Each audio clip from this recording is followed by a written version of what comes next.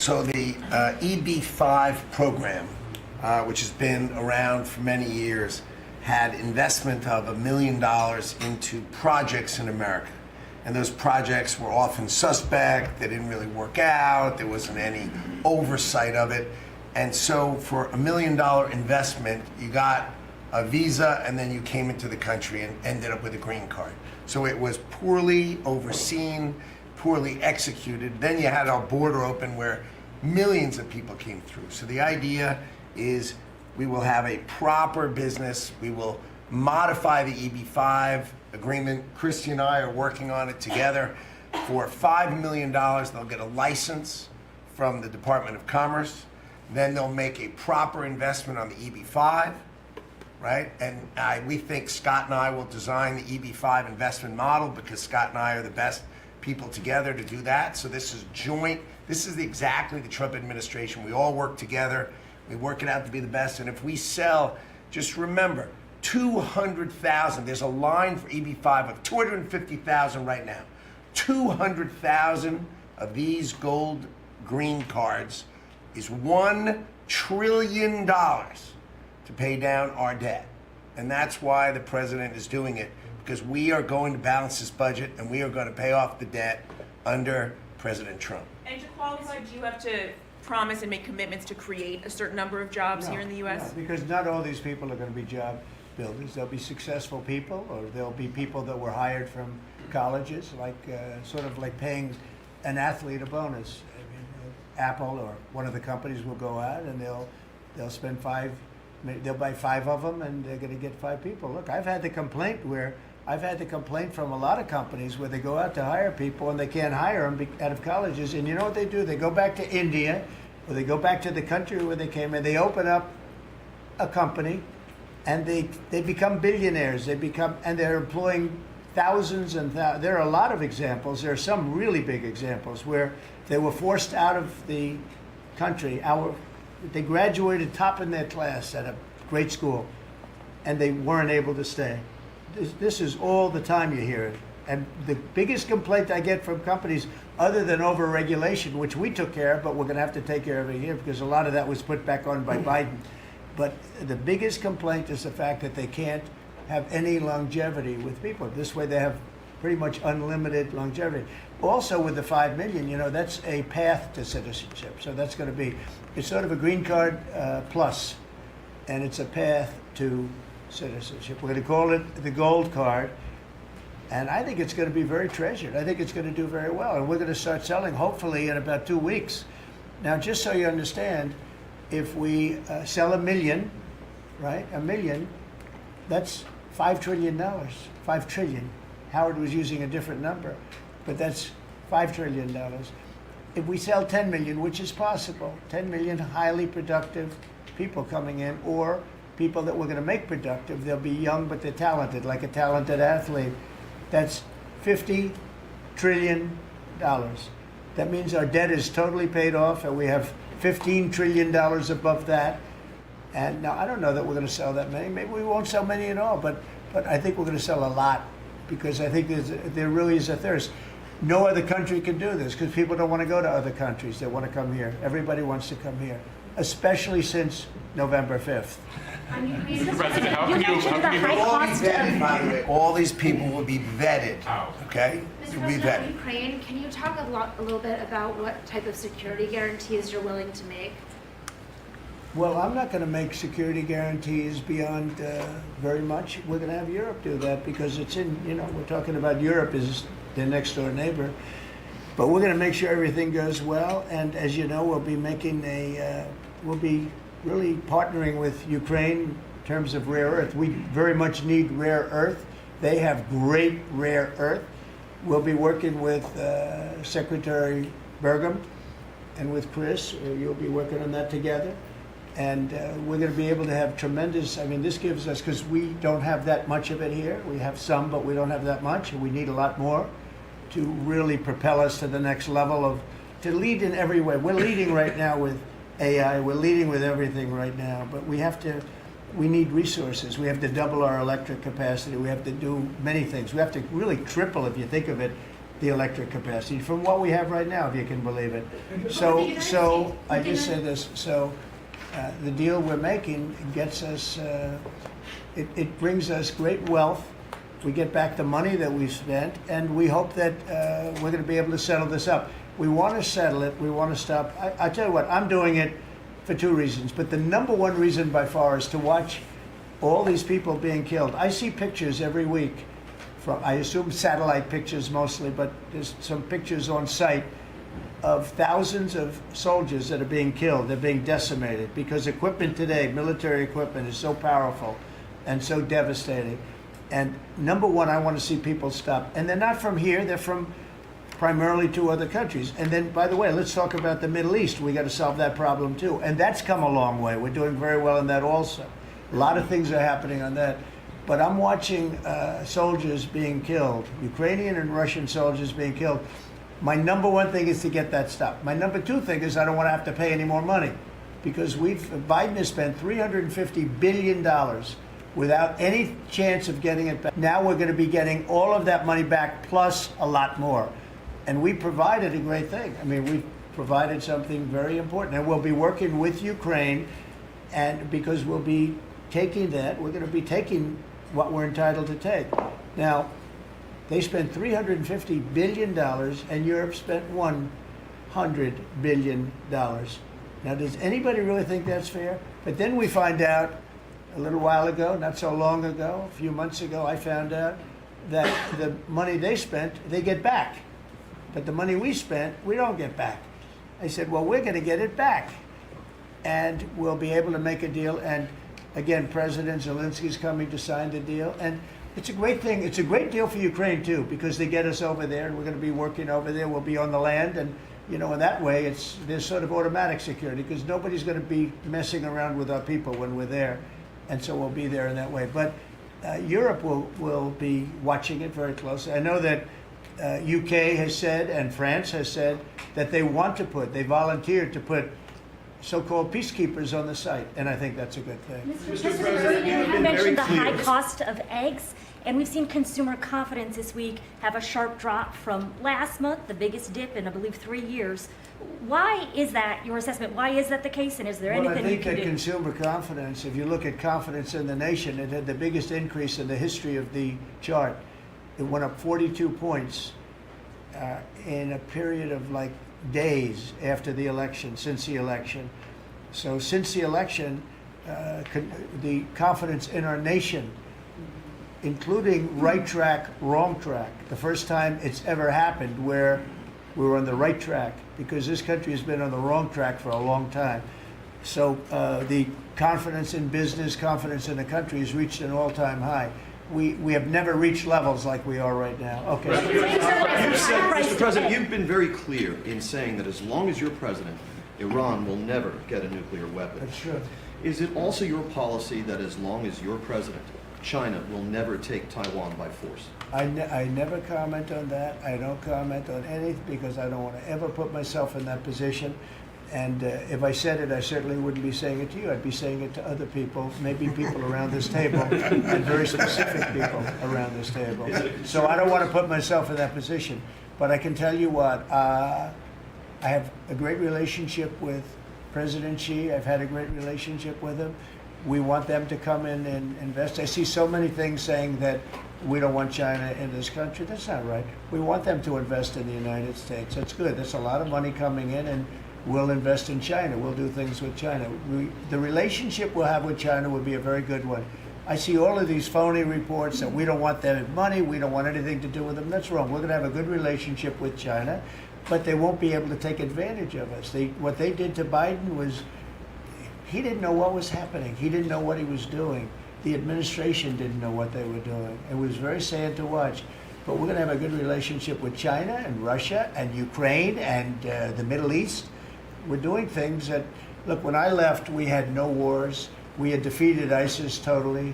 We had no inflation.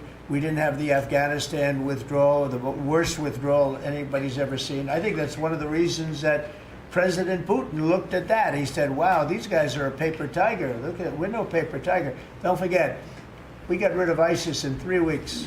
People said it would take 5 years. We did it because when I came in, I let them do what they had to do. And the man that headed that operation is now going to be your chairman, right? Chairman of the Joint Chiefs. Yes, sir. And Raisin Kane. I liked him right from the beginning. As soon as I heard his name, I said, that's my guy. Okay. Any other questions? Decreases in crossings at the border for you to continue the pause on tariffs against Mexico and Canada? And No, if no, not, I'm not stopping the tariffs. No, millions of people have died because of the fentanyl that comes over the border. even with the 90% drop in border crossings, though, this that's- last well- month compared to about a year ago? Yeah, they've been good, but that's also due to us, mostly due to us. I mean, But it's it's very also- hard. It's right now very hard to come through the border. But look, the damage has been done. We've lost millions of people due to fentanyl. It comes mostly from China, but it comes through Mexico and it comes through Canada. And I have to tell you that, on April 2nd, I was going to do it on April 1st, but I'm a little bit superstitious, so I made it April 2nd. The tariffs go on, not all of them, but a lot of them. And I think you're going to see something that's going to be amazing. We've been taken advantage of as a country for a long period of time. We've been tariffed, but we didn't tariff. Now, I did, when I was here, we took in $700 billion from China. $700 billion. Not one president in the history of our country took in 10 cents from China. At the same time, China respected us. Now, when COVID came in, that was a different deal. I used to call it the China virus. I guess I can call it the China virus again, but it's an accurate term. But I won't do that out of respect to China. And when it comes to immigration enforcement, Say it again. On Gaza, I just wondered if there's any progress towards a second phase of the ceasefire.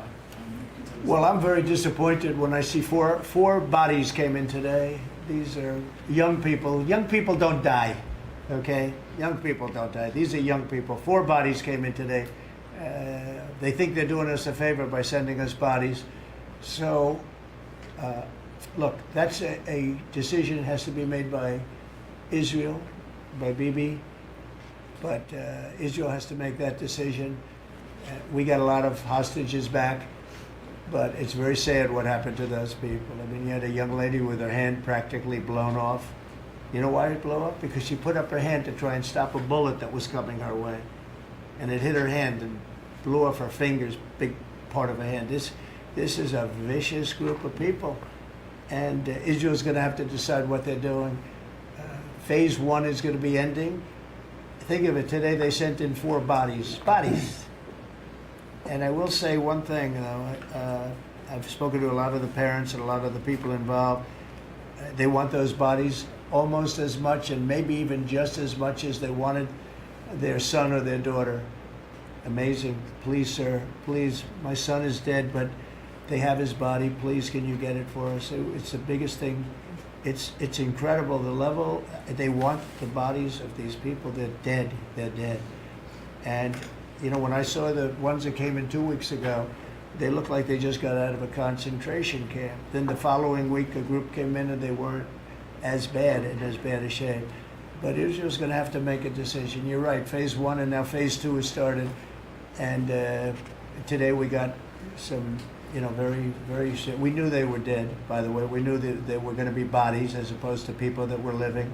But a very sad situation.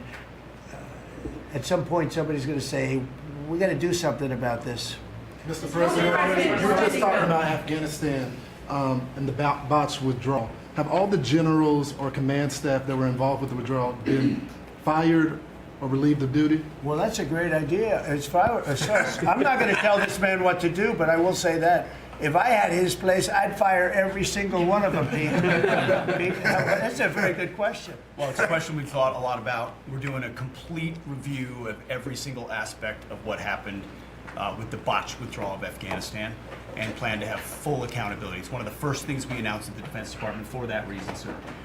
Certainly, General Raisin Kane, who's on his way in, was not a part of that. Instead, was a part of leading the effort against ISIS by untying the hands of warfighters and finishing the job properly and then bringing our troops home. So we're taking a very different view, obviously, than the previous administration, and there will be full accountability. I don't see big promotions in that group, and I think they're going to be largely gone. I know the man on my left. I think they're going to be largely gone. That was a horrible display, and I've dealt with the parents and the family of the 13 that were killed. But nobody ever talks about the 40 that were so badly hurt with the arms and the legs and the face and the whole thing, the missing arms and legs. It was so terrible the way that was handled. And it should have been gone through Bagram.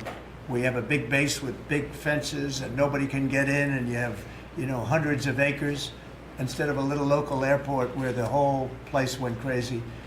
That was so badly handled, and I would think that most of those people are going to be gone. Are we going to take Bagram back? So I'll tell you what has bothered me very much, very, very much. We give billions of dollars to Afghanistan. Nobody knows that. Nobody knew that. Do you know we give billions of dollars to Afghanistan?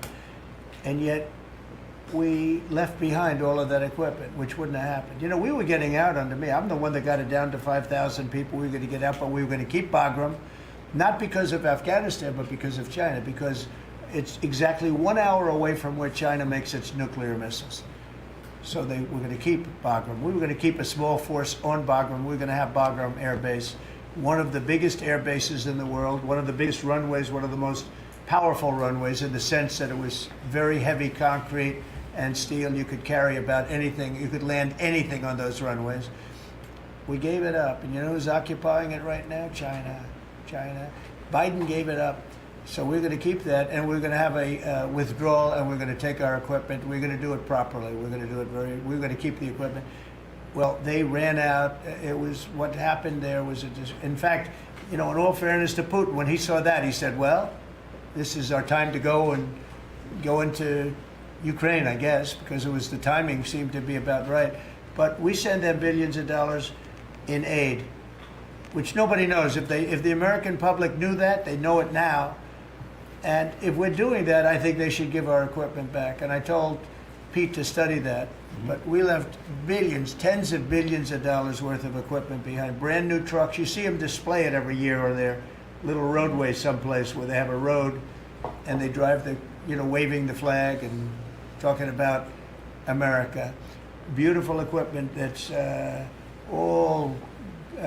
top of the line stuff. Brand new stuff. Now it's getting older. But you know what? We're going to pay them. I think we should get a lot of that equipment back. You know that Afghanistan is one of the biggest sellers of military equipment in the world. You know why? They're selling the equipment that we left. We're first. They were second or third. Can you believe it? They're selling 777,000 rifles, 70,000 armor-plated. Many of them were armor-plated trucks and vehicles. 70,000. If you think of a used car lot, the biggest one in the country, if I would say, JD, if somebody had 500 cars, that would be a lot. This is 70,000 vehicles we had there, and we left it for them.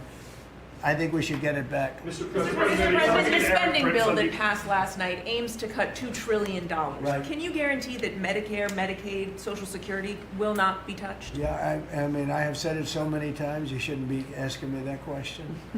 Okay? This will not be read my lips. It won't be read my lips anymore. We're not going to touch it. Now, we are going to look for fraud. I'm sure you're okay with that, like people that shouldn't be on, people that are illegal aliens and others, criminals in many cases. And that's with Social Security. We have a lot of people. You see that immediately when you see people that are 200 years old that are being sent checks for Social Security. Some of them are actually being sent checks. So we're tracing that down, and I have a feeling that Pam is going to do a very good job with that. But you have a lot but no, I'm not. We're not doing anything on this. Mr. President, Part of your mission, CBS sir, News, Mr. mission has President. been, thank you, I'm sorry. Part of your mission has been to restore executive control over the executive branch. Is it your view of your authority that you have the power to call up any one of or all of the people seated at this table and issue orders that they're bound to follow? Oh, yeah, they'll follow the orders, yes, they will. No exceptions. No exception. Well, let's see, let me think. Oh, yeah. She'll have an exception. Of course, no exceptions. You know that. Mr. President, can you clarify the Canada-Mexico tariffs? You had put that 30-day pause, but you just referred to April. 25%. 25%. When does it go into effect? April 2nd. April 2nd for Canada-Mexico. Correct. And And for everything. Well, we have the fentanyl-related is a pause. If they can prove to the president they've done an excellent job That's what they first do in 30 Have you days. guys seen any But then the change? overall is April 2nd. So the big transaction is April 2nd, but the fentanyl-related things, they're working hard on the border. At the end of that 30 days, they have to prove to the president that they've satisfied him to that regard. If they have, gonna be then hard he'll to give them a pause, or he won't. But It's going that's to be up to hard to him. We'll see. satisfy. We lose 300,000 people a year to fentanyl. Not 100, not 95, not 60 like you read. You know, you've been reading it for years. We lost, in my opinion, over the last couple of years, on average, maybe close to 300,000 people dead. And the families are ruined. You know, when they lose a daughter, when they lose a son, the families are never the same. You're never going to be the same. So you're talking about 1 million people. But when the daughters die, I see it, daughters die and the sons die because of fentanyl. And in some cases, I don't even know they're taking it. They're buying something else and it's laced with fentanyl and they end up dying.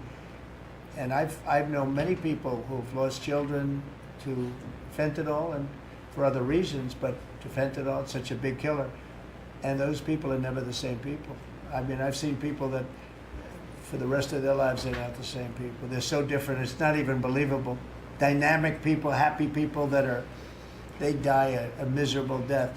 And that's because of the crap that comes in through China and through Mexico and through Canada. A lot of it comes through Canada. Look, we support Canada. $200 billion a year in subsidies one way or the other. We let them make millions of cars. We let them send us lumber. We don't need their lumber. We're going to free up our lumber. Lee's going to do that, head of environmental. We're going to free up our lumber. We have the best lumber there is. We don't need their lumber. What do we need their lumber for? When you look at we subsidize them $200 billion a year. Without us, Canada can't make it. You know, Canada relies on us 95%. We rely on them 4%. Big difference. And I say Canada should be our 51st state. There's no tariffs, no nothing. And I say that we give them military protection. They have a very small military. They spend very little money on military. On NATO, they're just about last in terms of payment because they say, why should we spend on military? That's a tremendous cost. Most nations can't afford to even think about it. Why should we spend on military? The United States protects us. And I would say that's largely true. We protect Canada, but it's not fair. It's not fair that they're not paying their way. And if they had to pay their way, they couldn't exist. When I spoke to, let's call it the Prime Minister rather than the governor, but when I spoke to him, I said, why are we giving you $200 billion a year? He was unable to answer the question. I said, why are we letting you make millions of cars and send them in? He was unable to answer the question. Justin Trudeau, nice guy. I think he's a very good guy. I call him Governor Trudeau. He should be governor because the fact is that if we don't give them cars, we don't have to give them cars. The tariffs will make it impossible for them to sell cars into the United States. The tariffs will make it impossible for them to sell lumber or anything else into the United States. And all I'm asking to do is break even or lose a little bit, but not lose $200 billion. And we love Canada. I love Canada. I love the people of Canada. And but honestly, it's not fair for us to be supporting Canada. And if we don't support them, they don't subsist as a nation. Okay? Mr. President, on the EU tariffs, Mr. President, have you just made a decision on what level you will seek on tariffs in the European Union? We have made a decision. We'll be announcing it very soon, and it'll be 25%, generally speaking, and that'll be on cars and all other things. And European Union is a different case than Canada, different kind of case. They've really taken advantage of us in a different way. They don't accept our cars. They don't accept essentially our farm products. They use all sorts of reasons why not. And we accept everything of them. And we have about a $300 billion deficit with the European Union. Now, I love the countries of Europe. I guess I'm from there at some point a long time ago, right? But indirectly, pretty directly too, I guess. But I love the countries of Europe. I love all countries, frankly, all different. But the European Union's it was formed in order to screw the United States. I mean, look, let's be honest. The European Union was formed in order to screw the United States. That's the purpose of it. and they've done a good job of it, but now I'm president. What will happen if these countries or the EU retaliate? They can't. I mean, they can try, but they can't. China did. They They're imposed pledging to, tariffs sir. that went into effect. China's retaliatory right, tariffs on that's right. the 10th of February. Has there been any That's impact that you've been able to observe? That's right. No, they can do it, and they can try, but the numbers can never equal what ours, because we can go off. We are the pot of gold. We're the one that everybody wants, and they can retaliate, but it cannot be a successful retaliation, because we just go cold turkey. We don't buy anymore, and if that happens, we win. Are you talking to Eric Prince about privatizing deportations? No, I haven't. I Mr. haven't. President, you're in litigation with CBS News. Is this a case that you'd like to see go to trial, or are you open to With some who? CBS, that 60 Minutes? CBS? Yes. Well, CBS did something that was amazing. Kamala was unable to answer a question properly, and they took the question that they asked and they inserted an answer. They gave her an answer. This was 2 days before the election, right before the Sunday night before the election. And they wrote out they put her words from another question that was asked about a half an hour later, and they put that into the question. Nobody's ever even heard of it before. Nobody's ever heard of anything like this before, but they then did it, they say, on numerous occasions. And the FCC is looking at it very strongly, and everybody's looking at it, but nobody's ever seen anything. Think of it, they took her answers and they changed them. And I don't mean they changed a word or two, or they cut off a half a sentence, or they cut off a couple of words. I mean, I've had that happen too, but that you just say, then they say, well, we want brevity, we wanted to do it for time.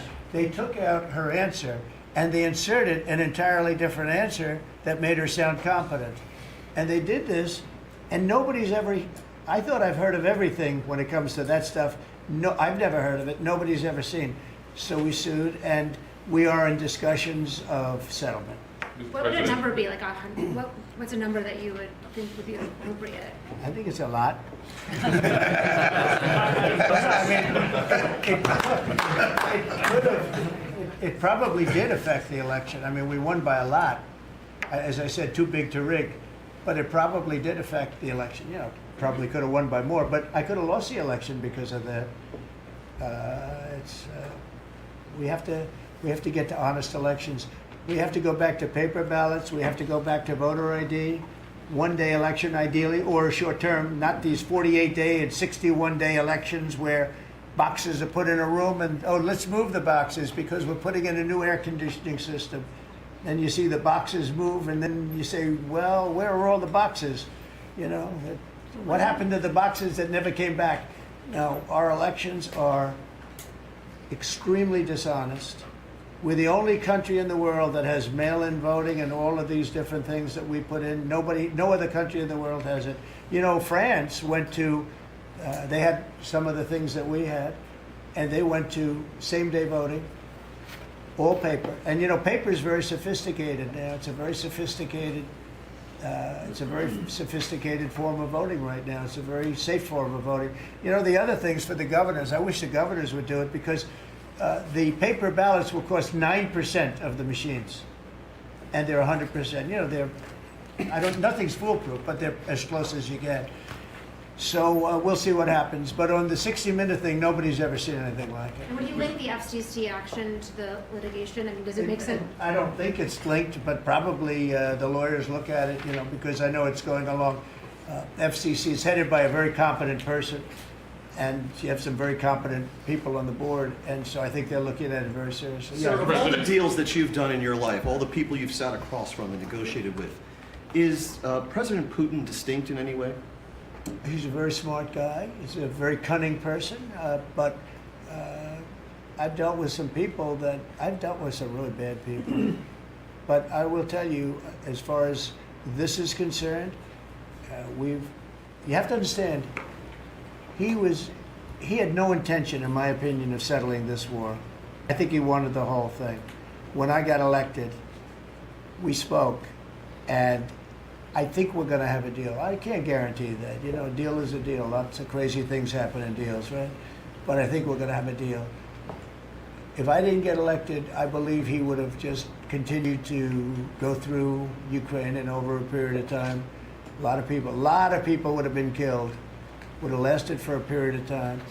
And the reason that Ukraine, and I have great respect for the Ukraine as fighters, they have great fighters, but without our equipment, that war would have been over, like people said, in a very short period of time. And if you remember, I gave the javelins, and the javelins are the things that knocked out those tanks right at the beginning of the war. They said that Obama at the time gave sheets and Trump gave javelins. Well, I was the one that did that, but I want to see it come to an end. Will he have to make concessions, President Putin? Yeah, he will. He's going to have to. we- And I believe that because we got elected, that war will come to an end. And I also believe if we didn't get elected, if this administration didn't win the election by a lot, that war would go on for a long time, and he would want to take the whole thing. What The concession? big question I had is, does he want to take the whole thing? But the reason, and the Ukrainians are good fighters, I have to say, but without the equipment, without our equipment, we have the best equipment in the world. We have the best military equipment in the world. Without our equipment, that would have been over very quickly. What concessions would you like to see? On the- What concessions would you like to see? Oh, I don't want to tell it now, but I can tell you that NATO you can forget about. I think that's probably the reason the whole thing started. And I think, JD, we can say that. Do you have a statement on that? You've been very much involved. I gave him the beauty. Great. Maybe the hardest Concessions question, from sir. Russia. I mean, look, as the president said, we're not going to do the negotiation in public with the American media. He's going to do it in private with the president of Russia, with the president of Ukraine, and with other leaders. And I think that's how this has to go. I think I just want to push back against some of the criticism I've seen of the administration on this, because every single time the president engages in diplomacy, you guys preemptively accuse him of conceding to Russia. He hasn't conceded anything to anyone. He's doing the job of a diplomat, and he is, of course, the diplomat in chief as the President of the United States. On the gold cards, sir, can you talk a little bit more about the vetting process? We'll go through a process. The process is being worked out right now, and we're going to be very careful. Will there be restrictions on, for instance, can Chinese nationals get No, one? we're Can not gonna Iranian restrict- nationals We're get probably not going to be restricting too much in terms of countries, but maybe in terms of individuals. We want to make sure we have people that love our country and are capable of loving the country. There's a measles outbreak in Texas at the moment in which a child is reported to have died. Do you have concerns about that, and have you asked Secretary Kennedy to look into that? Well, why don't we, Bobby, do you want to speak on that? We are following the measles epidemic every day. I think there's 124 people who have contracted measles at this point, mainly in Kings County, Texas. Mainly, we're told in the Mennonite community.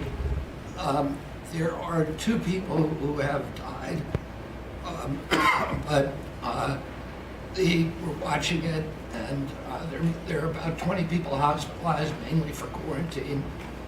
We're watching it. We put out a post on it yesterday, and we're going to continue to follow it. Incidentally, there have been 4 measles outbreaks this year. In this country last year, there were 16. So it's not unusual. We have measles outbreaks every year. You sound a little under the weather yourself right now. Are you all right? I have a permanently bad throat. The coughing. Mr. President, would you send U.S. peacekeepers to support the European peacekeepers? Would you do any sort of U.S. No, we're going to support Europe, yeah. And how would we do We're that? very How would the friendly United with States Europe. do We that? have a great relationship with Europe. I mean, you could talk about France, you could talk about any of them. I mean, we have a great relationship with Europe. Then how will the United States do that? Would there be boots on? I mean, you're asking me a question, what are we doing in the field? Let's worry, I hope we have that problem where we could worry about peacekeeping. We got to get there first, but I hope we have the problem of worrying about peacekeeping. That'll be the easiest problem, I think, JD, that we've ever had. That would be part of the deal, presumably, that the Ukrainians would We'll want. do it at the time, but peacekeeping is very easy. It's making the deal that's very tough. And again, nobody was speaking to Russia at all. And, probably 1.5 million soldiers have been killed, close to 1.5 million soldiers, not to mention I will tell you, the thing with that horrible war that should have never started would have never started if I were president. And it didn't start for 4 years, and it was not even thought about starting. But the thing with that war is that you're highly underestimating the number of people that have been killed. Far more people have been killed in that war than you talk about. You know, you like to talk about numbers like 1 million people. Well, they had much more than 1 million soldiers killed. But you have a lot of cities that have been knocked to the ground. They're demolition sites, literally demolition sites. Every single building is knocked to the ground. And a lot of people were killed in those buildings. And you'll hear a report, 2 people were minorly injured or just injured a little bit. No, people were killed by the thousands. And there are a lot more people killed in that war than the media wants to talk about, because Biden did a horrible, horrible job. He should have prevented that war. He could have prevented that war. Putin would have never gone in. I'll tell you one thing.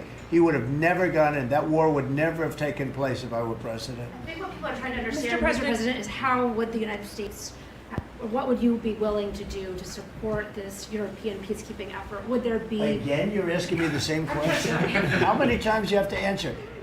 You're talking about after we make peace. Let me make peace first. Once we make peace, I'll give you all the answers you want. But how many times can you ask the same question? Is loosening of sanctions Have you received? is loosening of sanctions on Russia a potential option as part of an overall deal? No. We have sanctions on Russia. No, I want to see if we make a deal first, but I think we will. I've had very good conversations with President Putin. I've had very good conversations with President Zelensky, and until 4 weeks ago, nobody had conversations with anybody. It wasn't even a consideration. Nobody thought you could make peace. I think you can. But if Mr. President, Putin gets to just to keep bring the land that was claimed by force, if the Russians get to keep the territory that they claim by force, doesn't that send a dangerous message, let's say, to China about Taiwan? Okay. You try and take it away, right? We're gonna do the best we can. We're gonna do the best we can to make the best deal we can for both sides. But for Ukraine, we're gonna try very hard to make a good deal so that they can get as much back as possible. We want to get as much back as possible. Mr. President, just to bring this full, We'll cut it out after maybe this question. Go ahead. to bring this full circle, Unless it's a back bad to, question. Then we'll take it. back to a question. You always like to finish on a good one. Sir, they want you to negotiate with them instead of with President Putin. Back to a question Talk about about the peacekeepers. You have a lot of confidence in us because you assume there's going to be peace. You know, it's possible it doesn't work out. There is possibility. But I hope it does for the sake of humanity, because if you look at the pictures that I've looked at, you don't want to look at them. Go ahead. I had a question back on these cuts to the federal workforce. You mentioned you're interested in doing another round of this email. When would you like to see that? What would be the deadline? And this time, would it be mandatory? I think Elon wants to, and I think it's a good idea because, you know, those people, as I said before, they're on the bubble. You got a lot of people that have not responded, so we're trying to figure out, do they exist? Who are they? And it's possible that a lot of those people will be actually fired. And if that happened, that's okay, because that's what we're trying to do. This country has gotten bloated and fat and disgusting and incompetently run. I think we had the worst president in the history of our country. He just left office. I think he's a disgrace, what he's done to our country by allowing millions of people to come into our country like that. And all of the other things, the inflation, which he caused because of energy and stupid spending, to spend hundreds of millions, trillions and trillions of dollars on the Green New scam, a total scam. I have the best energy people, the best environmental people in the world around this table, and they can't even believe he got away with it. And then in leaving office to send $20 billion here and $20 million there and 10 million and 5 million, and they couldn't spend the money fast enough, and let's get it out before Trump gets in, let's just get it out to anybody. This is a disgrace to our nation, and you don't write the fair thing, but look, you know, the good news, the people see it, and that's why we won the election by so much. Thank you very much, everybody. Thank you, Chris. Thank you, Chris. Out right back here. Thank you. Thank you very much. Pulitzer Prize. Sir, how many peacekeepers are you going to send What will you do? How will you dress? Lawrence, look at Lawrence. This guy's making a fortune. He never had it so good.